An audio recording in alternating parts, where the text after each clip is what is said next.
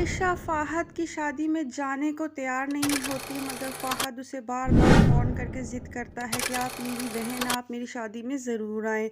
लिहाज़ा उसके बार-बार इसरार करने पर आयशा उसकी शादी में चली जाती है।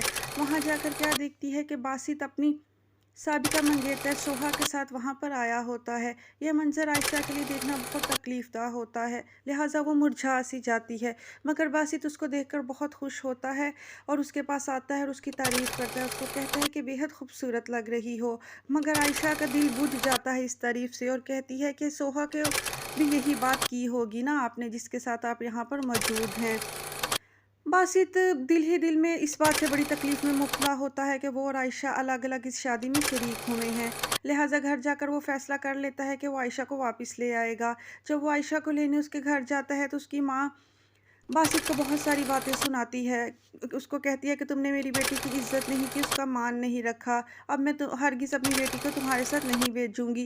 दरअसल आयशा की माँ चाहती ही नहीं है कि आयशा बासित के साथ जाकर बसे, क्योंकि वो चाहती है कि जहाँ उसने रिश्ते की बात चलाई हुई है, वहाँ आयशा शादी करे ताकि उसकी इज़्ज़त रह जाए और उसकी आसानियाँ पैदा हों।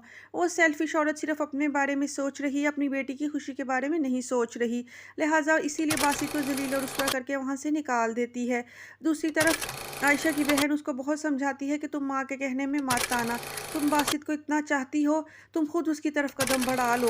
तुम घर चली जाओ। माँ के कहने पर अगर चलोगी तो मेरी तरह वीरान ज़िंदगी रह जाएगी तुम्हारे पास। लिहाज़ा आयशा अपनी बहन के कहने पर जब घर वापस जाती है तो वहाँ बासित और सोहा को एक साथ देखकर फिर बदगुमान हो जाती है। सोहा बासित से पूछ रही होती है कि क्या तुम अपनी बीवी को तलाक देने वाले हो? बस इतनी सी बात सुनकर आयशा दरवाजे से एक कदम वापस मोड़ लेती है। वो बासित का जवाब तक नहीं सुनती और यूं ही गमज़दा और दुखी दिल के साथ परेशान हालत में सड़क पर चल रही होती है कि एक बहुत बड़े हादसे का शिकार हो जाती है।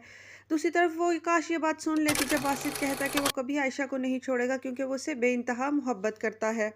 मगर आधी बात सुनकर यूं ही चल देना उसके लिए नुकसानदा साबित होता है और वो एक हादसे का शिकार हो जाती है जिसमें शदीद तरीन ज़ख्मी होगी। जब ये बात बासित को पता चलेगी तो वो दीवाना वार हॉस्पिटल की तरफ भागेगा और आयशा का खूब ख्याल करेगा और उससे अपनी मोहब्बत का इजहार भी करेगा।